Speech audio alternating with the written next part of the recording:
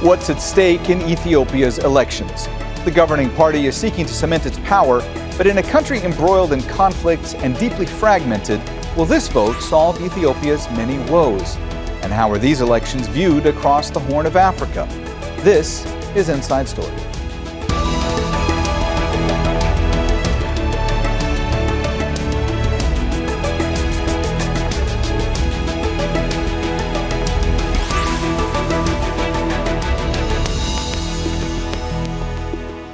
Hello and welcome to the program. I'm Mohammed Jamjoom.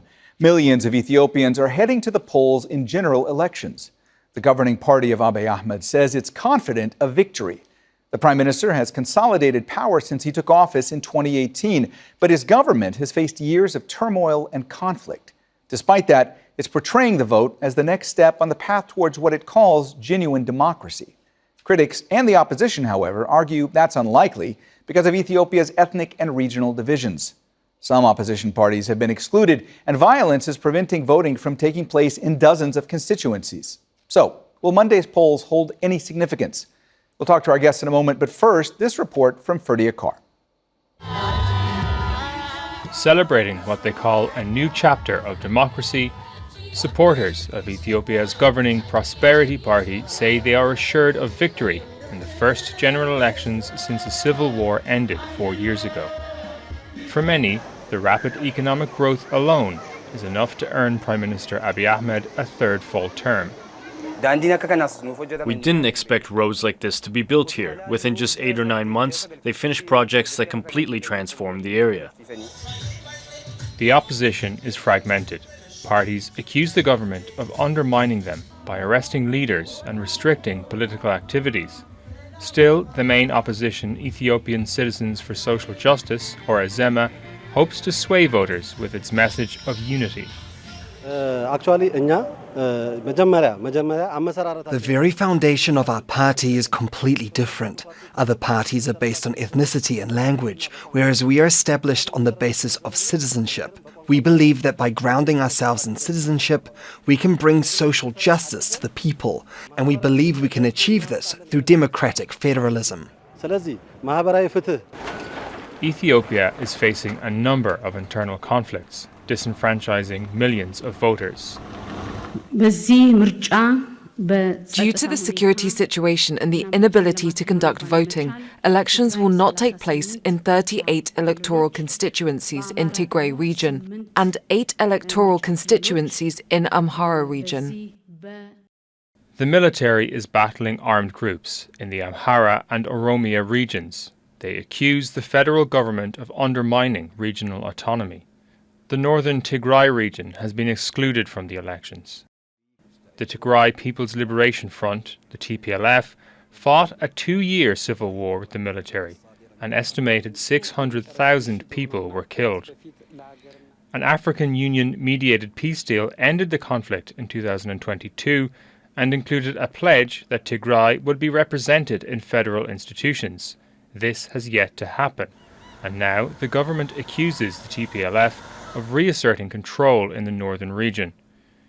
Rights groups say Abiy Ahmed is backsliding on reforms that helped him win the Nobel Peace Prize. Human Rights Watch has pointed to the arrest of journalists as evidence of a crackdown on media freedom. The Prime Minister is in no doubt confident going into Monday's elections, but with simmering internal conflicts and growing complaints about repression, the challenges facing Africa's second most populous nation won't disappear after Election Day. Ferdia Carr, Al Jazeera for Inside Story.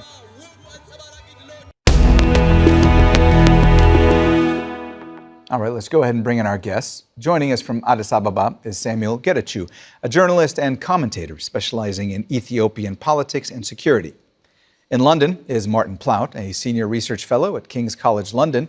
His research focuses on the Horn of Africa. And in Belfast is Bizune Yemenu, a lecturer in comparative politics at Queen's University, Belfast. He specializes in federalism. A warm welcome to you all, and thanks so much for joining us today on Inside Story. Samuel, let me start with you today. What exactly is at stake in this election? Well, it's like a referendum-like election that's going on in Ethiopia. There's so much criticism whether it's going to be fair or not. But what's on the ballot is the future of this country. I mean, the country has been at war within different provinces of Ethiopia for the last 5 years. And people are desperately looking for some kind of peaceful coexistence. And what's at stake is the future relationship of Ethiopia within the country and also with our neighbors, including Eritrea, which the Ethiopian government has claimed a seaport, saying that they need to have access to it to be able to feed more than 130 million people. And that's what's at stake. And that's what people are discussing quietly all over this country at the moment. Martin, Ethiopia's ruling Prosperity Party expects to sweep this election. Do you think that the results at this stage are a foregone conclusion? And if so, why is that?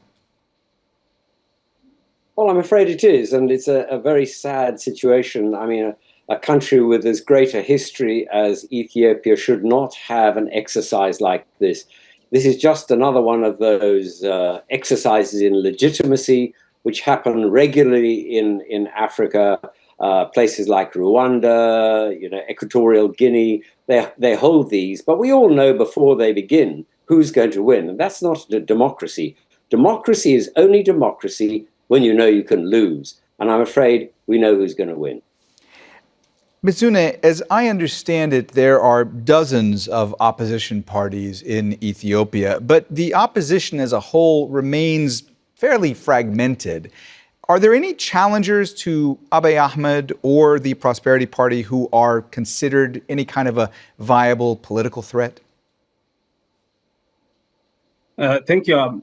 As you correctly mentioned, the opposition is highly fragmented and they lack unity. Even those within the same camp lack unity because of different factors. And practically speaking, there is no genuine opposition party that pose, serious threat to the incumbent party. So oppositions are highly fragmented and they are not going to challenge the ruling party. Martin, I saw you reacting to what Bizune was saying there. Did you want to jump in and add anything when it comes to looking at the fragmented nature of the opposition in Ethiopia?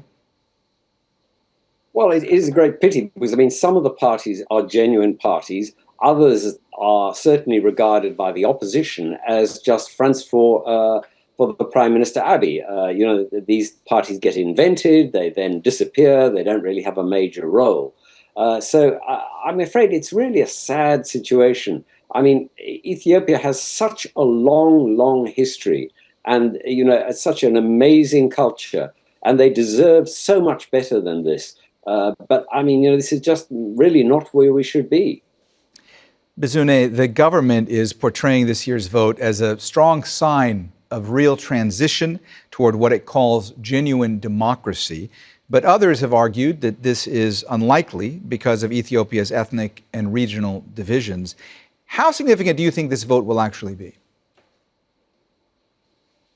The election is not going to solve Ethiopia's long-standing problem because there are controversies regarding how the federal system should look like in terms of power sharing arrangements and self-rule of ethnic groups. But when it comes to the importance of this election, of course, elections should be conducted regularly, and there is only one means of getting legitimacy, and the election is the primary way. In terms of transition to democracy, of course, election plays important role.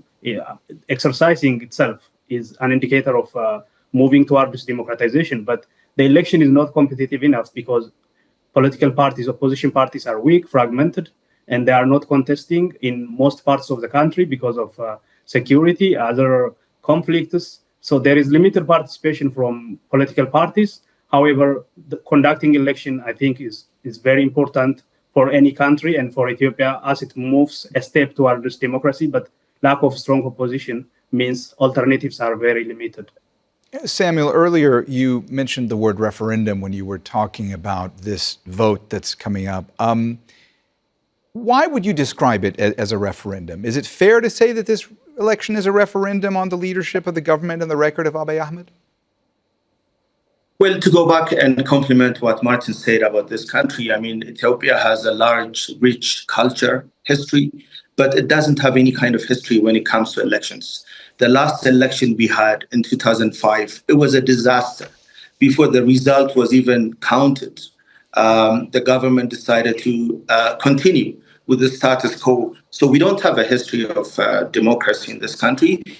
And I have to acknowledge there are very few opposition leaders in competition in this election, and the result is we all know what the result is going to be, and the result is going to be either 99% or 100% of the government, and that doesn't really complement what Ethiopia wants to be in the future. But it's a start. I think it's a start for this country. People can go and vote, or even don't vote, to express their feelings on this government. And that's what I meant by a referendum, because people have a choice to either vote or no vote. But the government is insisting they have more than 55 million people registered to vote. And we're going to be watching very closely how that's going to translate on the ground. Samuel, let me also ask you, from your perch there, what are the expectations of voters in this election? Well, as has been acknowledged by many people, the expectation is very low. The result is known even before one vote is registered or counted. But people want to see peace in this country. We've had conflicts, and not just in Tigray, Amhara, Oromia, Gambella, and many, many places. And what happens in this country affects our neighbors. It can be in Eritrea, Somalia, Sudan, South Sudan, and so on.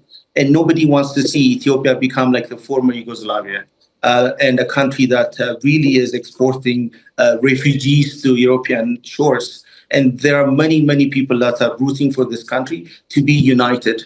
And we just want to, many people want to see Ethiopia succeed. And the result, again, I describe it as a referendum instead of, it's not an open competition. And we just hope the best for this country. Martin, I saw you reacting again to some of what Samuel was saying there. It looked like you wanted to jump in, so I'm going to give you the opportunity. Well, I just think that what it could be, and this is really a pessimistic view, is it could be the starting gun for a major conflict across the whole of the region. That is the most worrying thing. Prime Minister Abiy has said that he wants to have access to the sea. That means taking back the ports of Massawa or Assab, which are in Eritrea and are internationally recognized as being part of Eritrea. But if he's going to go down that route, there's sure to be a war.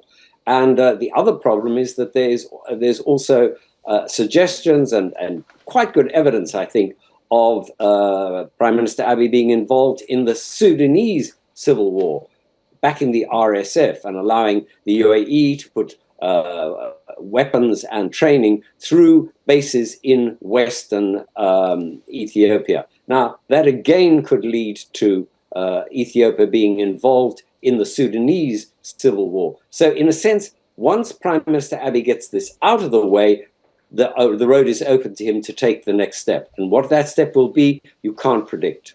Martin, we just want to mention that Abu Dhabi has denied those allegations. Also, let's just take a break for a moment to take a look at some of the regional disputes that Ethiopia is involved in. Tensions with neighboring Eritrea have resurfaced. Abiy Ahmed's government accuses it of supporting armed groups in Ethiopia. Ethiopia signed a deal with the breakaway region of Somaliland. It grants the landlocked country access to the sea. Along with Israel and the United Arab Emirates, Ethiopia has close ties to Somaliland. Mogadishu has called the deal an act of aggression. Ethiopia is accused of backing the rapid support forces in Sudan. The paramilitary group is fighting the army for control. Khartoum says Addis Ababa has allowed the RSF to launch drones from its territory. And Ethiopia is mired in long-running disputes with countries downstream the River Nile. Egypt says the Grand Ethiopian Renaissance Dam reduces its water supplies. Bizune, let me ask you, what are the regional implications of this election? I don't see this election as something regional. It is purely domestic, sovereign exercise of Ethiopia, because the election is purely by Ethiopians for Ethiopians. So the government has to conduct, and it is constitutional duty to conduct elections every 5 years. And other issues you mentioned, such as disputes, allegations, there is mutual, allegation made by different countries. Ethiopia is also accusing Eritrea being involved in internal affairs of Ethiopia, Sudan as well, with regard to allegation against Ethiopia made by Sudan. Ethiopia, rejected that allegation as baseless. And the memorandum of understanding with Somalia is as well it is a legitimate, exercise by Ethiopia to ensure its national interest is protected and its development is ensured with regard to Great Ethiopian Renaissance Dam. So this election is purely domestic issue, sovereign exercise of any legitimate political authority that should rule the country by only getting consent from its people. So I don't see the implication of the election for regional, politics, but domestically it is going to be crucial. Samuel, let me ask you about the internal conflicts that are going on within Ethiopia and how much those internal conflicts perhaps threaten to disenfranchise voters. Well, much of Tigray is not participating in this election. Part of Amhara, Oromia are not participating in this election. The Ethiopian National Election Board has cancelled a number of ridings in Amhara from participating in this election. So it's a serious issue across the country. But if your standard is what the same kind of elections that you see in other countries, and mostly Western countries, you'll be disappointed. But if your standard is a regional, more regionally focused, like the election we had in Djibouti, you'll be satisfied. But there are many, many people that are not going to participate for many reasons. Among them is the security that has been a recurring issue all across this country. I've traveled to many of these places, and it's not, people are more focused on how to survive instead of participating in these elections. And even in Addis Ababa, you can hardly see any kind of signs, campaign signs. So that reflects the kind of motivation or excitements that Ethiopians are having in this election. Martin, I want to ask you a more general question about the makeup when it comes to elections and the systems that are utilized in Ethiopia. For almost 3 decades, Ethiopia was governed by the EPRDF. That was a coalition of 4 powerful ethnically based parties that represented the dominant regions, Tigray, Amhara, Oromia, and the southern nations. In 2019, Abiy Ahmed dissolved the EPRDF and established the Prosperity Party. How has that shaped things since?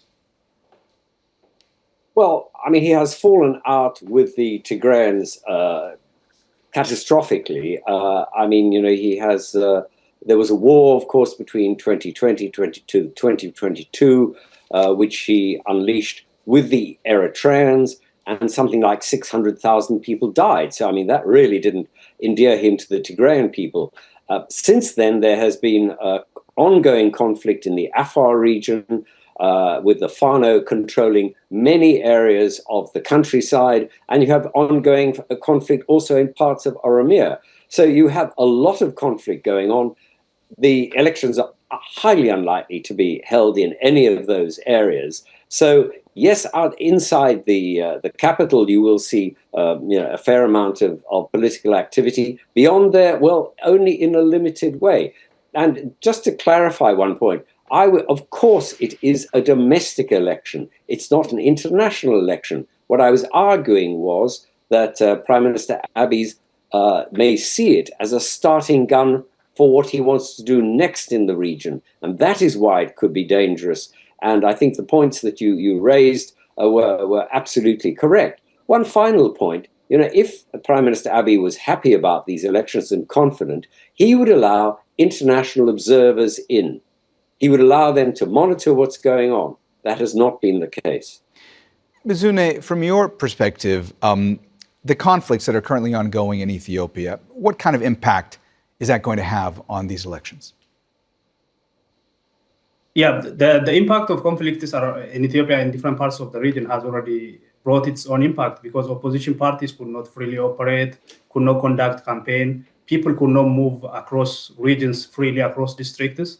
And the conflict is not only challenging for opposition, but for the ruling party itself. They could not move around and, conduct campaign or, conduct routine administrative duties daily, because there are some parts where traveling is very difficult. So there is no question about the consequence. And I don't see this election solving Ethiopia's conflict. The only way that Ethiopia could move away from conflict is through dialogue, through negotiation, bargaining. So the opposition parties and the rebel groups should also, bring, some sensible demands. Most, rebel groups, the demands they bring is non-starters, and, negotiation could not progress. So the election will not solve the problems, but that's the only way to get legitimacy as incumbent party. Samuel, as we know, Ethiopia is embroiled in conflict and deep fragmentation. Is there any scenario in which this election could help with solving any of the country's woes when it comes to these issues? I think the government is hoping that they will receive some kind of mandate to continue for the next 5 years. One of the highlights, one of the promises that the Prime Minister has made is to bring some kind of peaceful engagement all across this country. Ethiopia is one of the most diverse nations. Unless they begin to have a conversation, conflicts, armed struggles that we see everywhere is not going to solve the problems of many, many, many years. So many Ethiopians are hoping the government will finally get the mandate that they need to really push what they've been saying for the last few years, that Ethiopia is in need of some kind of compromise to really move forward, because the conflict has really, really destroyed much of this country, has displaced millions of people. As many people have said, up to 600,000 people have died in Tigray. And that gives you a glimpse of what's happening, what has been happening in this country. And many people are hopeful this election will bring some kind of resolution to some of the problems Ethiopia has been having for many, many years. Martin, I want to ask you a little bit more about all that's been happening in Tigray. When the African Union mediated a peace deal that ended the conflict between the TPLF and the military, that peace deal, it included a pledge that Tigray would be represented in federal institutions. As I understand it, this has yet to happen. If that continues to be the case, does that have the potential to further inflame the situation and escalate tensions? Well, it's certainly possible. And, that's one of the things that has happened recently, was that the Ethiopian military put vast quantities of troops up on the Tigrayan border again. And there was a thought that there was going to be another war similar to the one that we saw ended in 22. But there's one other element that I think we have to remember, which is that the Eritreans, who are no lovers of Prime Minister Abiy, they really don't like him anymore. They did have a relationship. They don't anymore.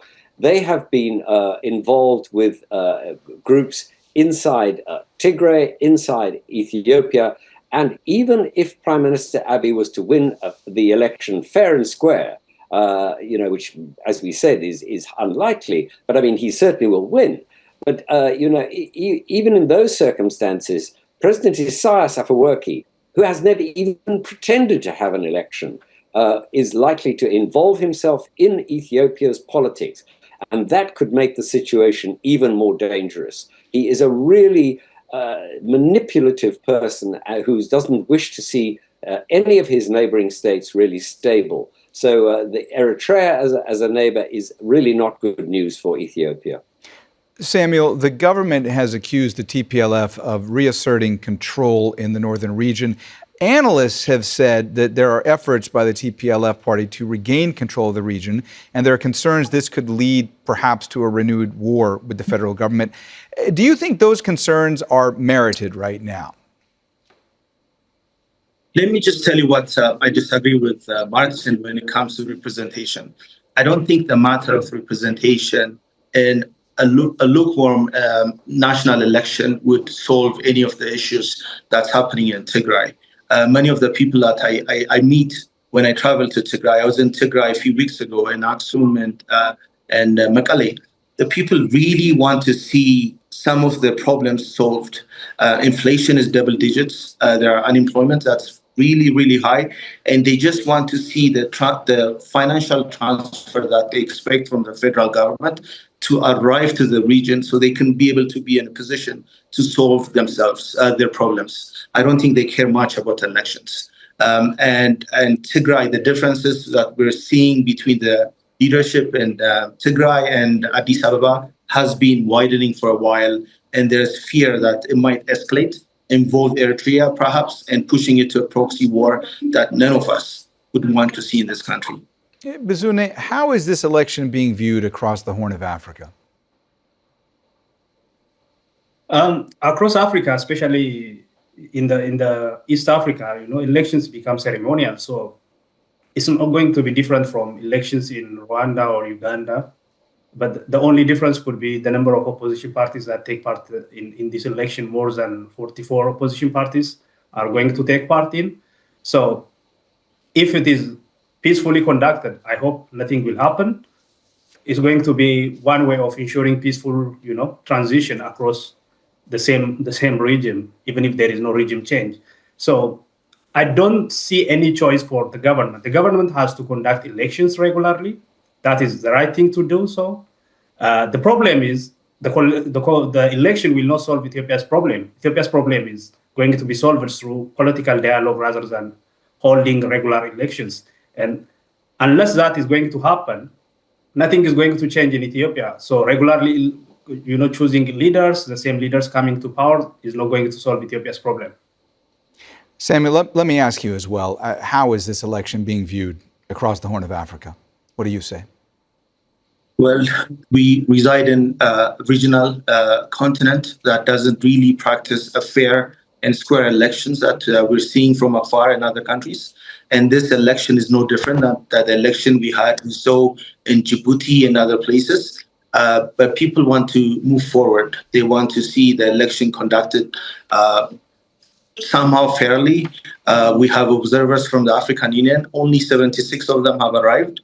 And we have one from IGAD, about 26 of them, for what 54, 55 million people are expected to vote. So it gives you a glimpse of the seriousness or the lack of seriousness of this election and why Ethiopia really needs quality elections, not quantity elections. Ethiopia is no exception.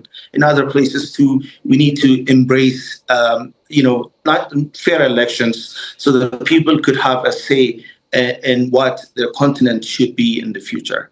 All right, well, we've run out of time, so we're going to have to leave the conversation there. Thanks so much to our guests, Samuel Getachew, Martin Plaut, and Bizune Yemenu.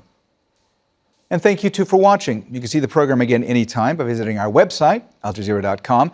And for further discussion, go to our Facebook page. That's facebook.com/AJ Inside Story. You can also join the conversation on X. Our handle is @AJ Inside Story. For now, that's it from me, Mohammed Jamjoom, and the whole team here. Al Jazeera's coverage continues in just a moment, so stay tuned.